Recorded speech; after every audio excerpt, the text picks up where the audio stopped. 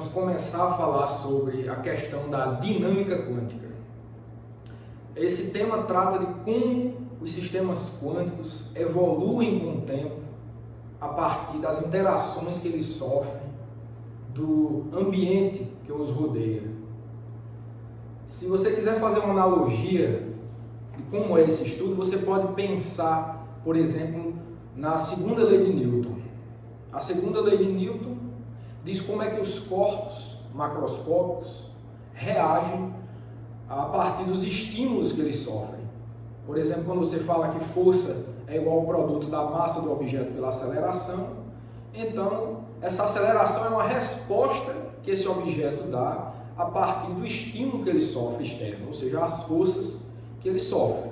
Então, sempre que você quiser falar sobre dinâmica na física, o interessante é que você saiba como as interações externas atuam sobre o objeto, sobre o sistema que você está estudando, e a partir do conhecimento das informações sobre esses estímulos externos, você tem que descobrir qual vai ser a resposta do objeto a esses estímulos. Em mecânica quântica não é diferente. A ideia é a mesma. O que a gente quer é saber como que o sistema quântico vai reagir às interações externas que ele vai sofrer. Como é que ele vai evoluir no tempo, que alterações ele vai demonstrar, vai manifestar. Bom, e já que eu falei nesse exemplo da segunda lei de Newton, eu posso adiantar para vocês que a análoga quântica da segunda lei de Newton é a chamada equação de Schrödinger, que a gente deve ver um pouco nessa aula e na próxima. Essa equação, ela faz justamente esse papel, ela tem esse papel na mecânica quântica, ela vai dizer como que, dada as interações que esse sistema vai sofrer, isso é descrito através de um operador, o dito operador hamiltoniano. Esse operador hamiltoniano ele vai descrever as interações sofridas pelo sistema quântico, e a equação de Schrödinger vai dizer como é que esse sistema vai evoluir com o tempo. Só que, diferentemente da física clássica, da mecânica clássica, em que você descreve um sistema físico a partir do par de informações que é quantidade de movimento e posição, na mecânica quântica a gente já sabe que o estado do sistema é descrito pelo QET, pelo estado físico. O QET, como a gente vem estudando, ele é que tem todas as informações sobre o sistema, e a ideia da equação de Schrödinger é tentar descrever como que esse QET, que descreve esse sistema quântico, ele vai evoluir no tempo a partir das interações, ou seja, dado o hamiltoniano, que é ele que guarda as informações sobre as interações que esse sistema quântico vai sofrer, a partir dele, do conhecimento dele, você tem de descobrir como que o QET vai evoluir no tempo. Então, basicamente, o papel da equação de Schrödinger é esse. Então, a gente vai começar esse estudo de dinâmica quântica hoje, vai passar pela equação de Schrödinger, vai resolver alguns problemas importantes e ver qual é o procedimento de se trabalhar com dinâmica quântica, de se trabalhar com a equação de Schrödinger. Então, vamos começar isso agora. Então, o primeiro tema que eu quero falar relacionado a isso é o chamado operador evolução temporal.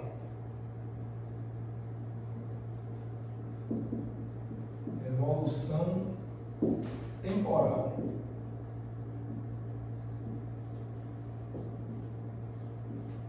Esse operador, como a gente vai ver, ele vai ser o responsável por fazer o sistema quântico evoluir no tempo, ou seja, ele vai ser aplicado no QET, que está descrevendo o seu sistema físico, e ele vai fazer a descrição da evolução temporal desse QET. Vai mostrar como é que esse QET ele evolui no tempo, e obviamente esse operador evolução temporal ele vai depender das informações de como o ambiente externo está interagindo com esse ambiente. Como eu falei, ele tem que depender de alguma forma do hamiltoniano, dessa interação entre o sistema e o ambiente.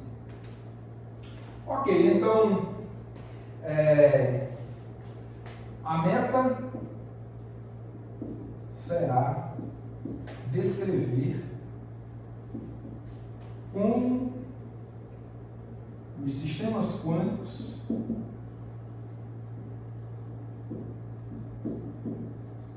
evoluem no tempo.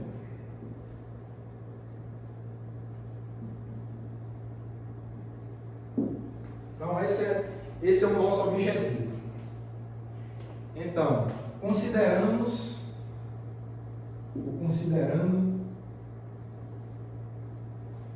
o sistema em um tempo T0,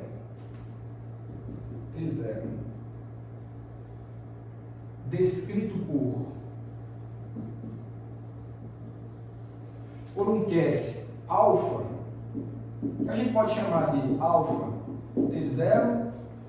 O que é que isso quer dizer? Esse é o estado quântico do sistema no tempo t igual a T0. Tá? Então, eu estou afirmando que na minha contagem inicial de tempo, o meu sistema quântico está descrito por esse ket. É o estado do sistema. Então, considerando isso,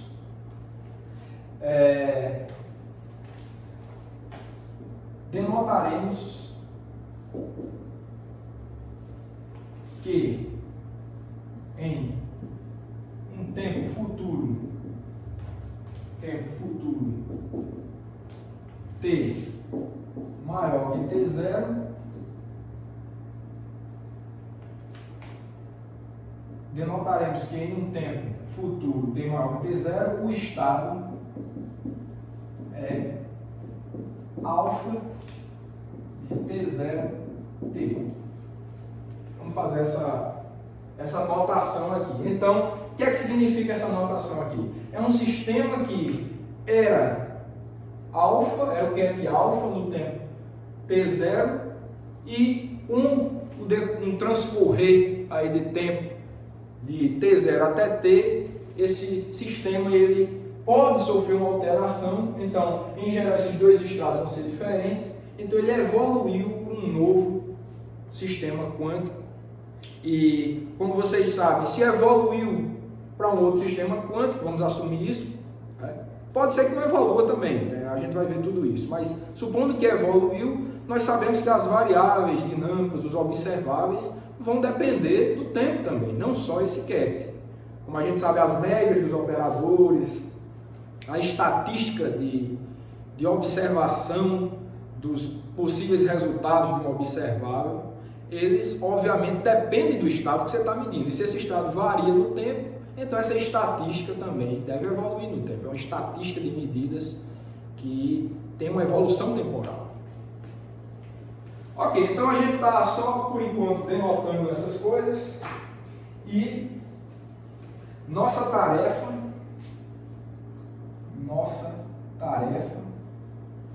será entender o processo que é alfa, que é igual a alfa T0, que é esse ket. Ele vai ter uma evolução temporal para alfa T0t. Essa é a equação número 1 aqui nossa. Então, nossa tarefa é entender como que isso ocorre. Como que a gente pode descobrir o modo com que o sistema evoluiu daqui para cá. Ok? E quem vai fazer essa evolução é justamente esse operador de evolução temporal. Ele vai ter esse papel de, ao ser aplicado nesse ket inicial, ele vai nos dar como resultado esse outro ket evoluído. Esse é o papel do operador evolução temporal. Ok, então assumiremos, né?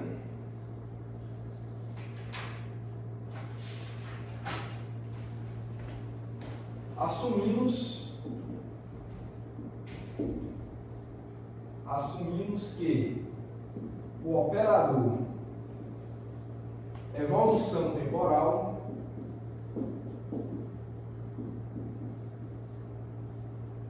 é o responsável por tal modificação, por tal evolução. Ou seja, o que é que a gente quer dizer com isso? Que o estado alfa T0, ele vai evoluir de acordo com a aplicação do operador U T0 aplicado nele. Isso vai nos dar como resultado o estado evoluído alfa de T0 T. Equação número 2, onde o T e T0 é o operador evolução temporal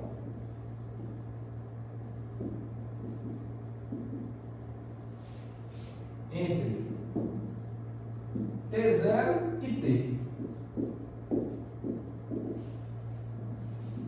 Então, ele vai ter esse papel de, ao ser aplicado no ket inicial, ele vai fornecer o ket evoluído, o estado evoluído no tempo. Então, por hora, a gente assume que esse operador existe. Vamos ter um operador com essa característica, que somente aplicando no ket no estado inicial, ele vai nos dar o ket evoluído. Um papel muito parecido com aquele que a gente viu do operador de translação. A gente tinha um ket inicial, descrito no espaço das posições, então você aplica o operador de translação e você obtém como resultado o estado transladado no espaço. Aqui, analogamente, você tem um ket e ao aplicar o operador evolução temporal, você vai ter o estado evoluído no tempo, provavelmente modificado por conta dessa operação. Então, se a gente assume que ele existe, tudo que a gente está fazendo aqui, a gente está assumindo que ele existe, e a partir de ter assumido isso, a gente vai investigar que propriedades esse operador tem que ter para ele conseguir nos dar essa informação, consiga realizar essa tarefa que a gente está descrevendo. Só verificar a anotação aqui para ver se estou fazendo tudo de acordo. Ok. Então, o que a gente precisa ver agora é o seguinte. A gente precisa ver algumas propriedades. A primeira propriedade desse operador, propriedades do operador evolução temporal, a primeira é que ele tem que ser unitário. Vocês já devem saber por que tem que ser unitário, a gente já tem visto isso. No caso do operador de translação, era para conservar a probabilidade, conservar a normalização do ket, aqui é pela mesma razão. Então, um estado evoluído, ele tem que permanecer normalizado, ou seja, a probabilidade de dar como resultado todos os possíveis resultados de um observável tem que ser 100%. Então, isso não pode ser alterado. Então, só o fato do estado ter evoluído no tempo não pode destruir probabilidade ou criar probabilidade. Tem que permanecer a mesma. Então, para conservar essa probabilidade, é necessário que o operador evolução temporal ele seja unitário. Então, a primeira é unitariedade. Unitariedade. Certo? Então, vamos estudar um pouco essa situação. Bom, nesse caso, se escrevemos alfa de T0 com combinação dos vetores, dos kets, né?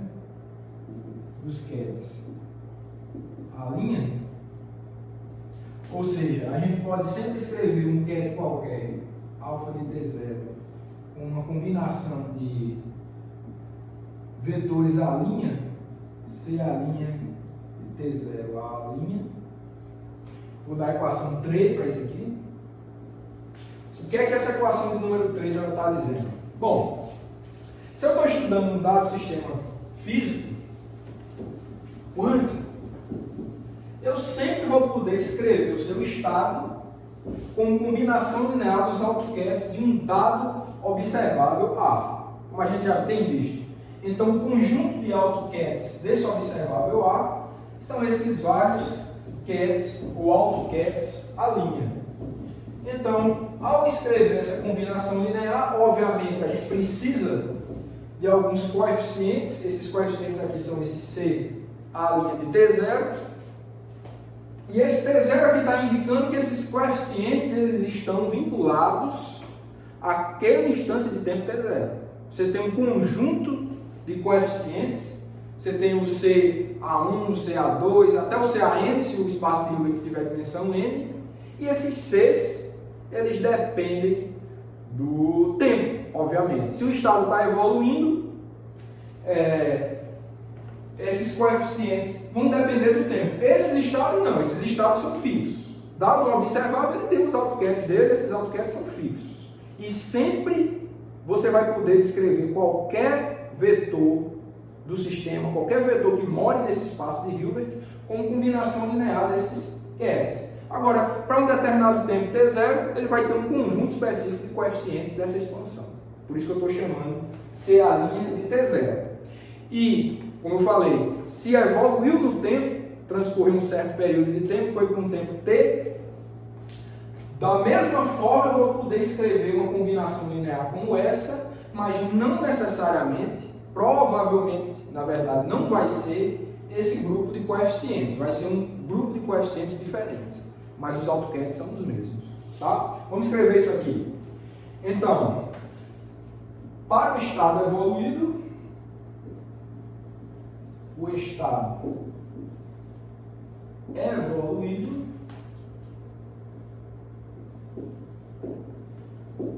temos que esse alfa, que evoluiu de T0 até o tempo T, também vai poder ser escrito como combinação linear desses AutoCADs, mas agora vai ser um conjunto CA' de T, a linha. Então, note que não é CA' de T0, é de T, ou seja, o conjunto de coeficientes muda com o tempo.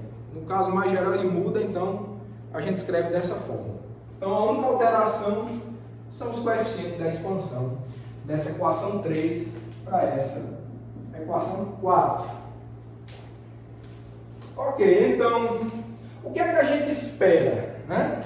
Se o estado está evoluindo no tempo, aqueles AutoCADs à linha são fixos, o que a gente espera é que esses coeficientes sejam distintos.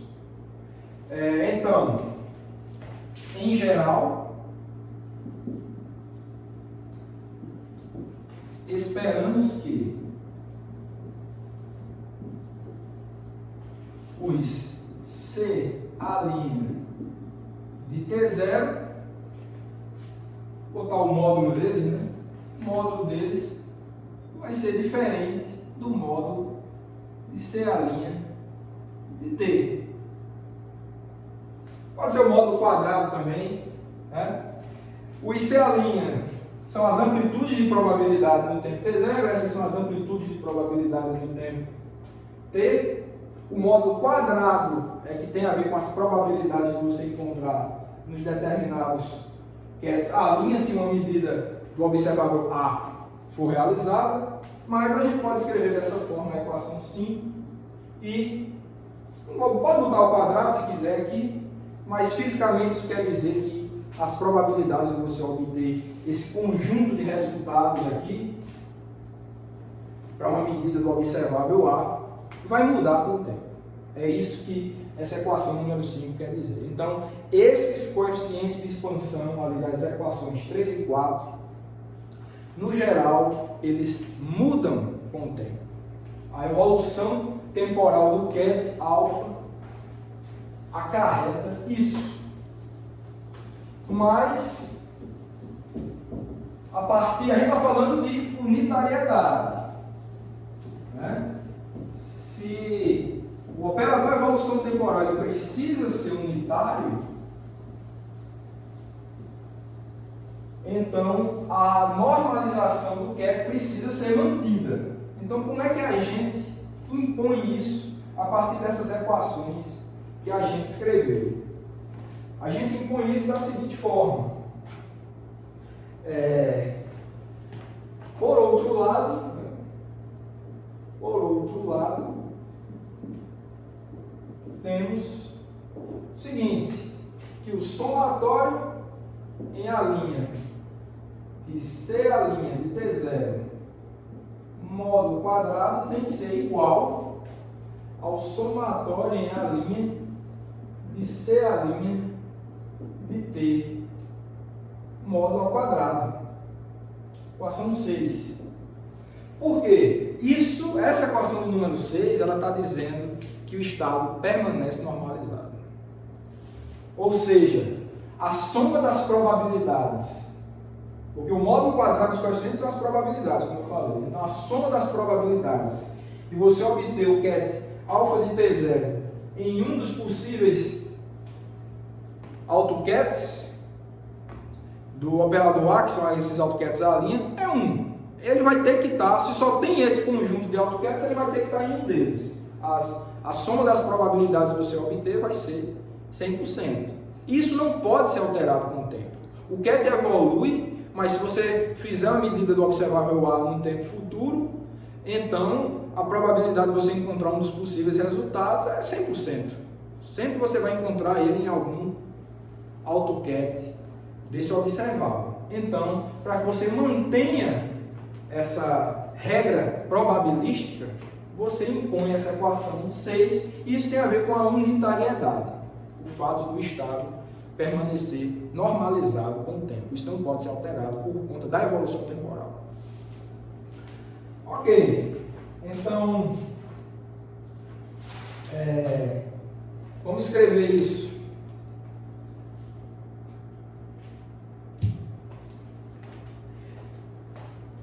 Dessa forma,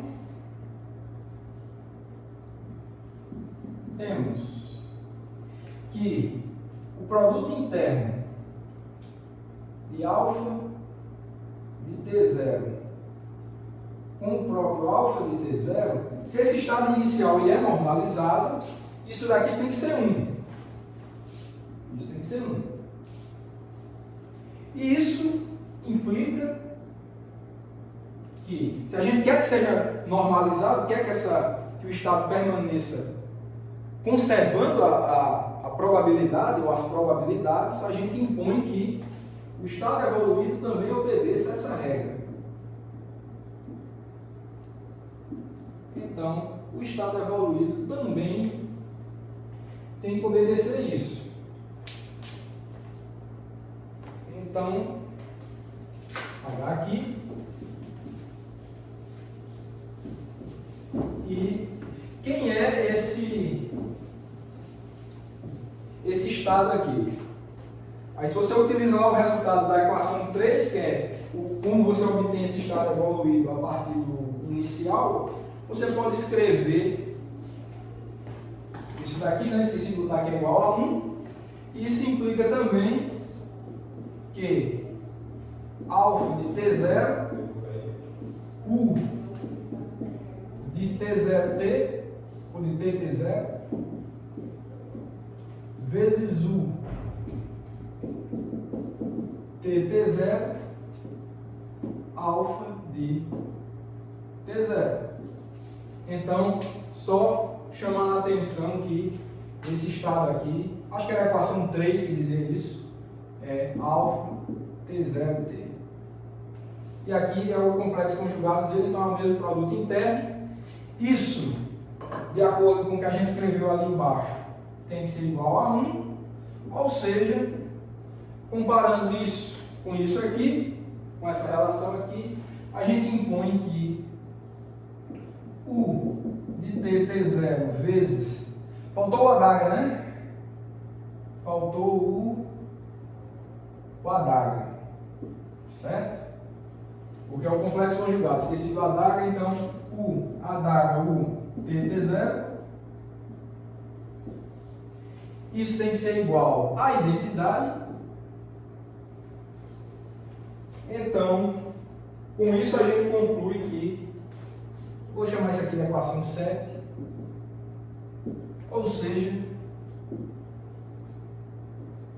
o operador evolução temporal é unitário. Tá? Essa daqui é a condição de unitariedade, se vocês lembram das aulas lá de formalismo da mecânica quântica. Certo? Então essa é a primeira propriedade que precisa ser satisfeita pelo operador, evolução temporal. Tudo bem, vamos em frente aqui e o que a gente vai ver agora é uma outra propriedade que é a composição. Uma propriedade parecida com a que a gente viu no caso do operador de translação, né? A composição, mas ali era uma composição de translações, agora é uma composição de evolução temporal, ou de evoluções temporais. Então a propriedade número 2 é a propriedade de composição. Ela nos diz o seguinte, que o operador evolução temporal do tempo t0 até o tempo t2, ele pode sempre ser escrito como o operador, o produto, né, dos operadores da evolução de t2 a partir de t1 vezes a evolução do operador de t0 até t1. Equação número 8. Bom, isso aí é óbvio, né? Se a gente vai evoluir o sistema de um tempo t0 até o tempo t2, esse operador ele pode ser subdividido em dois operadores, o produto, a composição dos operadores de uma evolução de t0 até t1 e de t1 até t2. É isso que está dizendo, basicamente, essa equação de número 8, e, obviamente, o operador de evolução temporal ele precisa satisfazer isso. Uma outra propriedade é a seguinte, também tinha lá na translação, que é a redução à unidade. Redução à unidade. Essa propriedade de redução à unidade é que, para um intervalo de tempo muito curto, tendendo a zero, esse operador evolução temporal ele não vai fazer nada com o sistema, ou seja, é como se você aplicasse uma identidade no sistema. Então, nesse caso específico, a gente tem o seguinte, para o operador evolução infinitesimal, temos, ou seja, um operador que faz com que o sistema evolua no tempo, por um tempo muito curto, só uma diferencial de tempo. Vamos ver que propriedade esse operador infinitesimal precisa satisfazer. Então, a propriedade é o seguinte, ó, o limite em dt tendendo a zero, a notação que a gente usa aqui, de um operador que faz uma evolução a partir de t0. Olha, é um operador que ele causa uma evolução temporal no sistema quântico de um tempo t0 até um tempo t0 mais dt, ou seja, só uma evolução de um infinitesimal de tempo dt. No limite que dt vai para zero, obviamente isso daí tem que ser igual a 1, ou seja, a identidade. Não vai causar alteração nenhuma no sistema. E a gente, vou chamar isso aqui de equação 9. Então, essa propriedade de redução à unidade também precisa ser satisfeita. Tinha uma parecida lá no caso do operador de translação, quando a gente estudou. Ok. Uma outra propriedade, aliás não, essa daí, acho que essas 4 são suficientes, tá? São 3 na verdade, né? Composição, unitariedade e redução à unidade. A partir dessas 3 propriedades que precisam ser satisfeitas, a gente já pode investigar qual vai ser a cara desse operador evolução temporal infinitesimal. Vamos ver, vamos supor uma solução para ele e a gente verifica fácil que esse operador ele satisfaz a essas três propriedades que a gente anunciou aqui. Então, podemos ver, tá?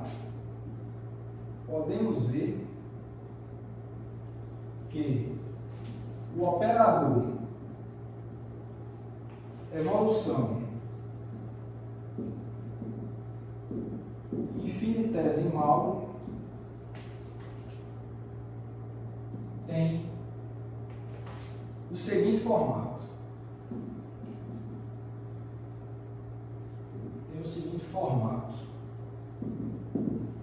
Então, esse operador evolução temporal infinitesimal, ele tem essa estrutura aqui, ó, de T0 mais dt, a partir de T0, ele vai poder ser escrito como a identidade.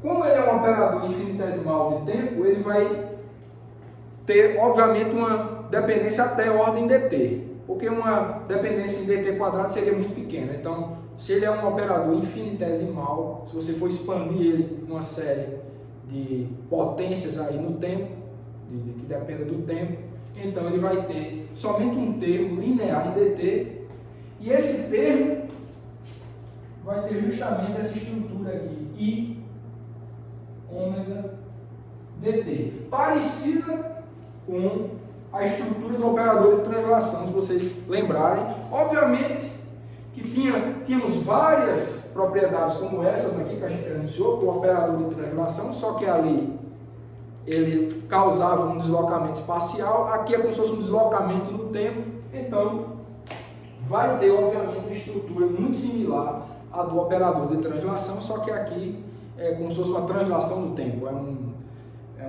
uma evolução temporal, de fato. Então, essa é a equação número 10. Esse ômega maiúsculo aqui, ele é um operador, tá certo? Ele é um operador. E, assim como no caso da translação, do operador de translação, a gente tinha um operador, lá era o K, que depois a gente viu que ele tinha a ver com o operador de momento, que era o gerador da translação. Então, aquele K tinha que ser hermitiano, e esse ômega, da mesma forma, vai ser hermitiano. E a gente vai tentar investigar qual a razão física, qual a natureza física que deve ter esse operador ômega. Vamos ver isso agora. Mas, para que sejam satisfeitas todas essas propriedades, então o que eu estou afirmando para vocês é que essa estrutura para o operador evolução temporal, ela satisfaz a todas essas propriedades. Você pode ver isso muito fácil. Olha aqui, se fizer dt para zero, obviamente isso aqui dá a unidade, satisfaz isso. Se você faz esse operador vezes ele, a adaga, isso vai dar uma identidade, pelo menos até a ordem dt, vocês conferem isso fácil aí. A composição também, isso daqui é satisfeito de maneira muito simples. Vou deixar tudo como exercício para vocês, mas é uma linha, você prova todas essas propriedades. Então, de fato, esse formato da equação 10 é um formato adequado, mas é preciso que ômega seja um operador hermitiano para que isso seja satisfeito. Vamos escrever isso agora. É fundamental que o operador ômega seja hermitiano. Então, sendo ômega hermitiano, ou seja, ômega igual a ômega adaga, equação 11. Então, essa estrutura é válida desde que ômega seja hermitiano. Então, está aí a estrutura do operador evolução temporal infinitesimal. O que a gente vai fazer agora é investigar a natureza física se existe alguma para esse operador ômega. Só falta descobrir ele, né? Tem a identidade, unidade imaginária, dt, falta descobrir quem é esse ômega.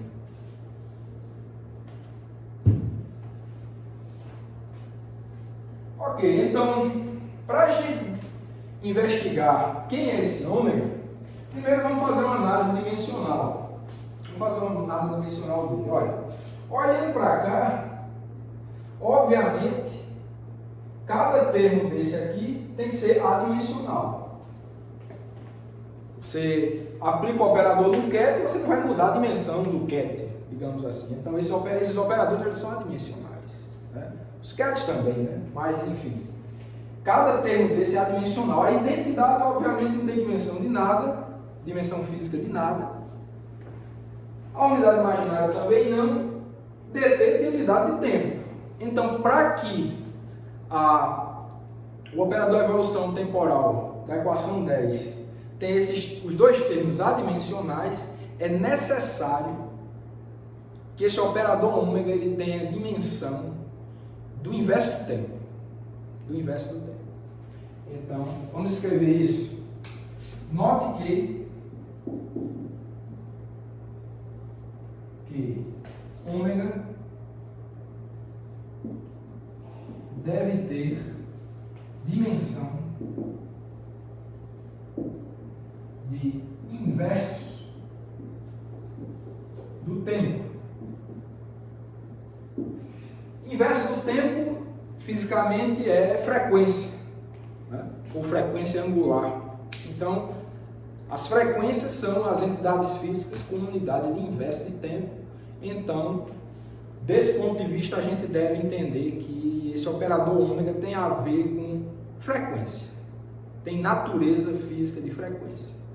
E, recorrendo à teoria de Planck, para a radiação, a descrição dele da radiação do corpo negro, a famosa equação de Planck, a gente tem como vincular frequência dos sistemas quânticos, no caso de fóton, dos osciladores quânticos, com a energia dessas entidades. Então, lembrando que é igual a H cortado ômega, essa é a equação da energia do quantum de radiação, do quantum de energia. Então, a gente tem como tirar informação das frequências da mecânica quântica a partir dessa relação. Se vocês lembrarem, no caso da translação, a gente vinculou aquele operador K que tinha dimensão de inverso de comprimento. É só voltar na aula lá do operador de translação. A partir da regra de de Broglie, a gente vinculou aquele operador K com o operador de momento. Aqui, a partir daquela equação de Planck, você consegue vincular aquele operador ômega que tem dimensão de inverso de tempo, dimensão de frequência, com energia somente a partir desse vínculo aqui, que é a própria constante de Planck. Então, dessa forma,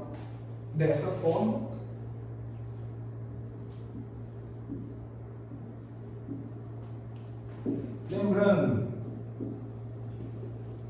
que o operador vinculado à energia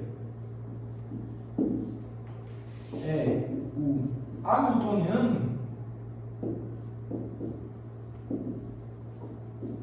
H, temos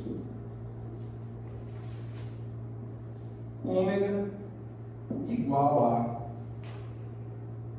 a H, que seria a energia, dividido por H cortado. Então a gente identifica o ômega dessa forma. Então a gente consegue dar identidade física para esse ômega a partir dessa relação. E eu vou chamar essa equação de 11.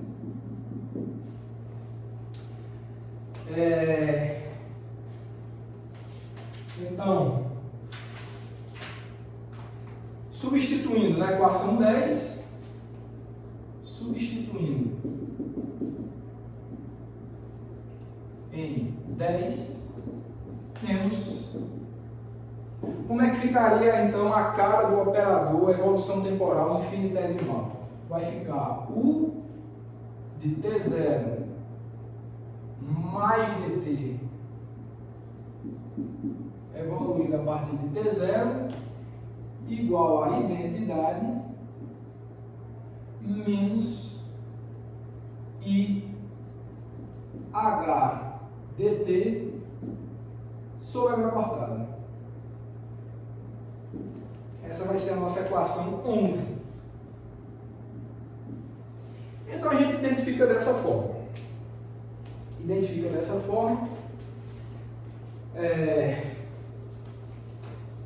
Vamos seguir em frente. E a gente vai ver que, a partir disso que a gente está encontrando aí, a gente vai poder encontrar a equação de Schrödinger. Mas é importante que alguns comentários sejam feitos, tá, pessoal? Obviamente, essa argumentação que a gente fez, pelo menos até a equação, essa aqui é a 12, né? Opa, já tem 3 equações 11, meu Deus. Então, aqui é 12, desculpe. Aqui é a 12 e aqui é a 13, né? Senão não sai da 11, tá bom? Fica assim. Então, o que a gente viu na equação 10 foi um argumento matemático bastante convincente da estrutura que o operador evolução temporal tem. A partir disso, a gente viu que esse operador ômega tinha que ter dimensão de inverso de tempo. A gente investiga, utiliza esse resultado aqui de Planck e vincula com o operador hamiltoniano. Obviamente que isso não é uma coisa tão rigorosa do ponto de vista, pelo menos matemático, como os matemáticos, na verdade, gostam. Mas essa argumentação aqui, que mistura matemática com a velha teoria da mecânica quântica, para você chegar na equação de Schrödinger, que é o que a gente vai fazer agora, você começa a arrumar essas coisas, você faz uma montagem, parece um quebra-cabeça. Muita gente não gosta dessa visão, você começa a acomodar as coisas e faz a coisa dar certo, mas no fim das contas é isso que é feito. Schrödinger, quando derivou a equação de Schrödinger, a equação que descreve a dinâmica da função de onda, foi uma argumentação de montagem também. Ele precisava de uma equação de onda para descrever as ondas de matéria de de Broglie, escreveu uma equação de conservação de energia e, a partir de argumentações de mecânica clássica, com as teorias de Planck e de de Broglie, ele conseguiu montar a equação de Schrödinger, mas o que deu validade a isso não foi a derivação rigorosa, ela não tem uma derivação rigorosa. O que deu validade foram os experimentos. Os experimentos é que deram validade à equação de Schrödinger. Então, eu gosto muito da visão de que a equação de Schrödinger é uma equação fundamental da natureza, assim como é a segunda lei de Newton. Você argumenta de certas formas, faz uma montagem de quebra-cabeça, você chega na equação de Schrödinger, parece que você derivou rigorosamente, mas na verdade não é. Isso aqui também não está sendo uma derivação tão rigorosa, mas segue de uma forma moderna os passos que Schrödinger seguiu para chegar na equação de Schrödinger. É isso que a gente está fazendo aqui. Mas o que dá validade à equação de Schrödinger é a própria natureza. Você testa, funciona, e por isso que a gente precisa entender que a equação de Schrödinger é de fato um postulado. Ela não é derivada rigorosamente, assim como a segunda lei de Newton também você não deriva de nada. A natureza ela se manifesta dessa forma, classicamente de acordo com a segunda lei de Newton e quanticamente de acordo com a equação de Schrödinger. As evoluções dos sistemas seguem isso. Então, quem não estiver muito satisfeito com essa derivação é compreensível, porque de fato não é uma derivação rigorosa, mas é uma argumentação moderna para seguir os passos que Schrödinger seguiu, mas que o que dá suporte, o que dá a glória da equação de Schrödinger são as confirmações experimentais. É isso que a gente tem que ter em mente o tempo todo. É importante que isso fique claro. Ok, então, seguindo em frente, o que a gente vai falar agora é justamente da equação de Schrödinger. Então, a partir dessa argumentação que a gente mostrou Para o operador evolução temporal infinitesimal, vamos fazer uma argumentação aqui para a gente chegar no formato moderno que a gente precisa para esse curso aqui da equação de Schrödinger. Então, equação de Schrödinger.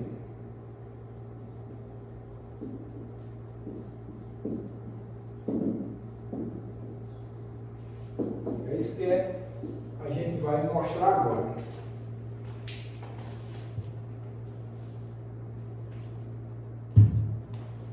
Bom,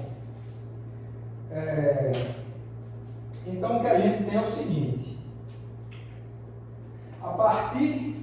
Vamos fazer o seguinte aqui. A partir da propriedade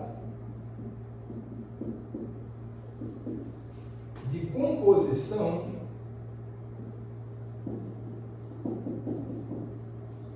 a gente tem o seguinte, que um operador evolução temporal de t mais dt evoluído a partir de um tempo t0, ele vai ser igual a o operador evolução de t mais dt a partir do tempo t, seguido, né? Na verdade, esse que segue o inicial, que é um operador de evolução de t0 para t.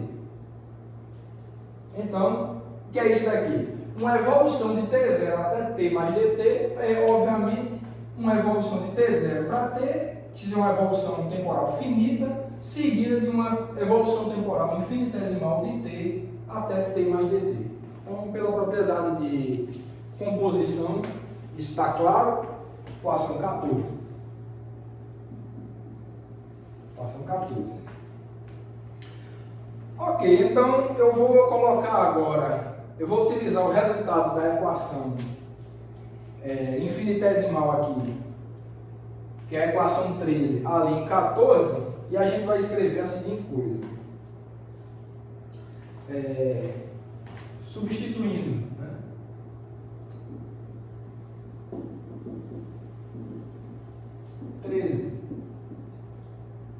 Em 14 temos, vamos fazer essa substituição, tá?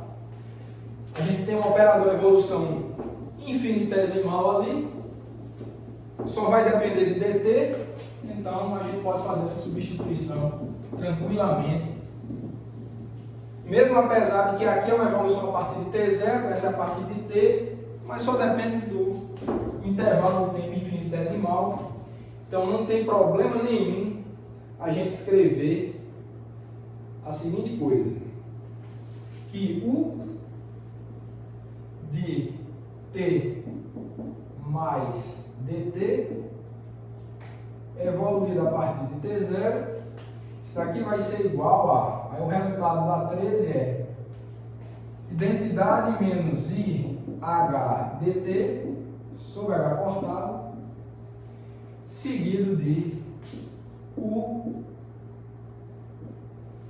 de t0. Então a gente pode escrever isso aqui. Tá, agora disso daí a gente pode escrever a seguinte coisa. Olha, aqui eu tenho uma identidade multiplicando o operador de evolução temporal, eu vou passar para o lado esquerdo da igualdade e vai ficar assim, ó, u de t mais dt t0 menos u de t0, isso daqui vai ser igual ao que restou, que vai ser menos i h dt sobre h cortado, que multiplica o t0.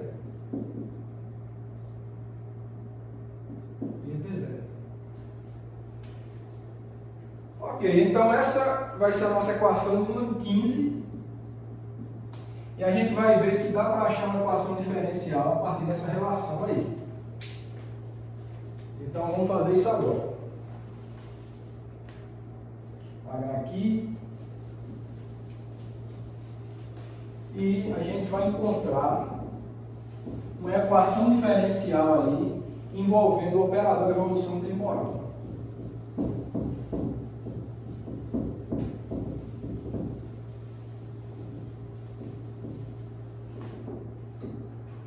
Vamos ver. Então, daqui segue a seguinte coisa.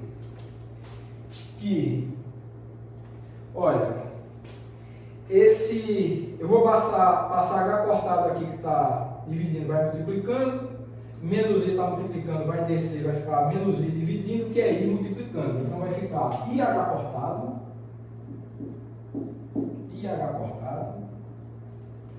aqui, ó, eu tenho uma variação, uma diferencial, né, uma variação infinitesimal do operador evolução temporal. Aqui era de T0 para T, aqui é de T0 para T mais dt. Então, a partir disso, a gente pode fazer a seguinte coisa.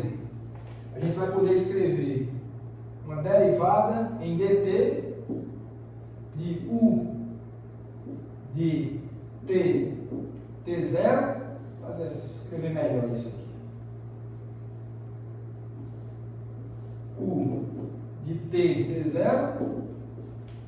E isso daqui vai ficar igual, simplesmente ao que restou aqui, vai ficar H aplicado em U de T0. Essa é a nossa equação 16. Equaçãozinha diferencial do operador U. Então, a gente fica com esse formato. É direta a passagem de 15 para 16. Essa montagem aí da equação diferencial. E essa, né, a equação 16, é a equação de Schrödinger. Já podemos chamá-la de equação de Schrödinger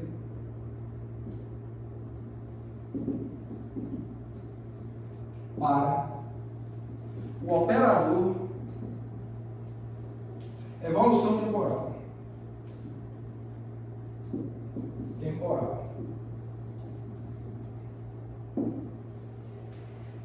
Então, não precisa dizer da importância, não precisa nem enfatizar a importância dessa equação 16. Então, a solução dessa equação diferencial, dessa equação de Schrödinger para o operador de evolução temporal, que, como eu falei, depende do hamiltoniano, depende de como o ambiente interage com o seu sistema. Essa informação está guardada no hamiltoniano. Resolvendo essa equação de Schrödinger, para esse operador U, você vai ter como solução o operador evolução temporal, que você pode aplicar no seu sistema físico e você vai entender como é que ele vai evoluir no tempo. Então, a partir... O que é que a gente fez, então, nesse último passo? A gente havia encontrado a cara do operador evolução temporal infinitesimal e, com esse artifício aqui, a gente acabou montando uma forma de descobrir quem é o operador evolução temporal com evolução de tempo finita, que é esse o outro. Então, a solução da equação 16 nos dá isso, e a gente já pode chamá-la de equação de Schrödinger para o operador evolução temporal. Ok. Seguindo um pouco mais em frente, a gente pode fazer o seguinte. Temos também que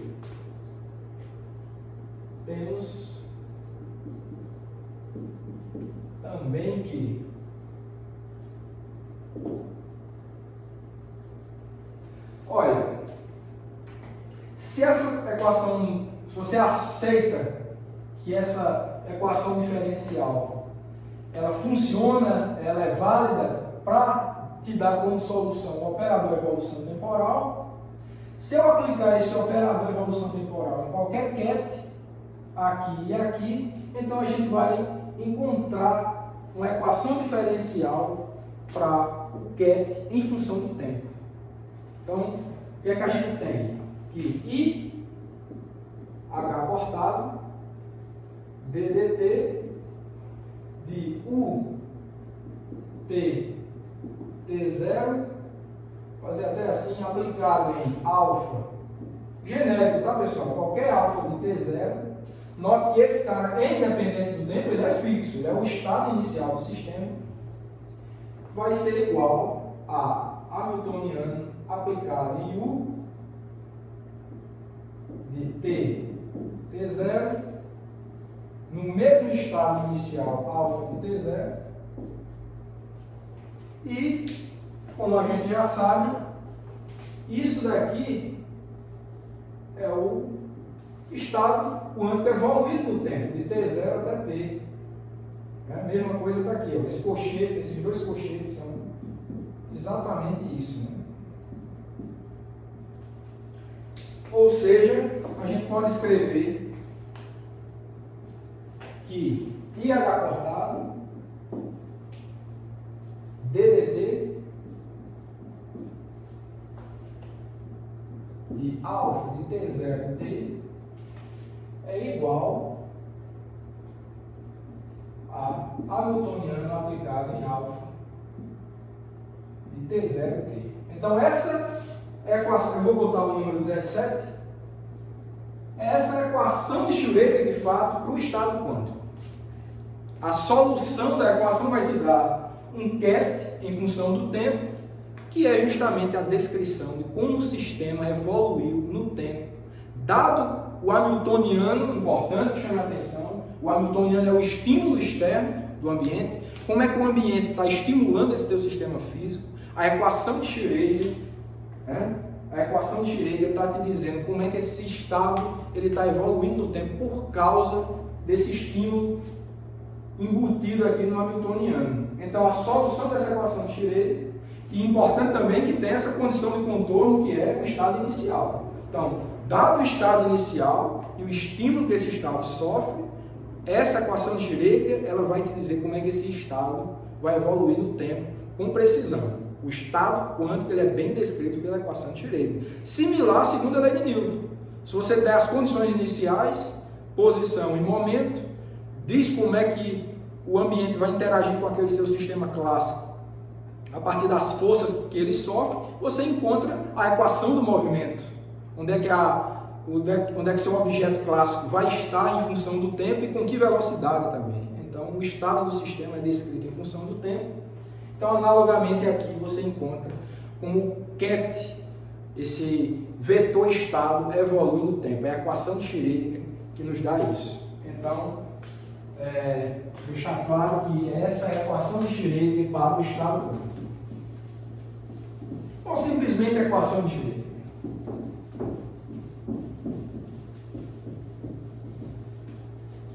Então, a equação 17, a equação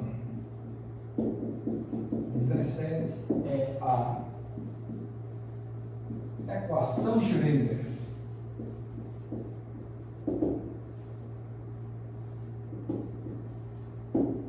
Repetindo o que eu falei em um dado momento, quem dá validade para essa equação são os experimentos, tá? Fizemos uma argumentação interessante, fizemos uma montagem de quebra-cabeça aí, pegando elementos da antiga teoria quântica, mas não é uma derivação formal, mas é uma derivação moderna, seguindo os passos que o Schrödinger seguiu para encontrar a equação que foi validada por experimentos. E é um dos postulados da teoria quântica. É o postulado da evolução dos sistemas quânticos. Ele é dado com base na equação de Schrödinger. Ok, então, um outro comentário que eu quero fazer é... Bom, qual que é a diferença de 16 para 17? Né? Bom, para fins práticos, nenhuma. Se você resolve a equação 16, você vai encontrar uma solução para o operador evolução temporal. E se você aplicar ele em qualquer sistema quântico, ou seja, qualquer sistema quântico descrito por um determinado estado quântico, por tempo T0, a solução dele, que vai ser uma solução para o operador, né? Deixar claro que isso aqui é o operador, ele pode ser aplicado em qualquer sistema, qualquer vetor estado, que ele vai dar como resultado, vai fazer o papel vai cumprir aquela tarefa que a gente anunciou no início da aula, que é te dar quem é o estado quântico evoluído. Então, essa é uma forma. Se você resolve isso daqui, então, qualquer que seja o estado inicial, você consegue encontrar a evolução. Tá? Conseguindo fazer isso, você não precisa nem tanto falar disso daqui. E, obviamente, isso depende do hamiltoniano. É importante sempre chamar a atenção para isso. Ou, visto de outra forma, você pode construir uma evolução diretamente a partir do estado. Se você tem a condição do contorno, que é o estado inicial, que é o alfa de T0, alfa T0, essa equação aqui, ela te dá como que a solução dela, diferentemente, não vai ser para o operador, vai ser para o estado quântico, ela vai te dar a evolução do estado quântico em função do tempo. Talvez nos cursos aí de mecânica quântica, provavelmente vocês viram que a equação de Schrödinger, a solução era a função de onda. Aquele caso ali, que você geralmente vê nos cursos de graduação ou nos cursos de física moderna, é um caso particular dessa equação aqui.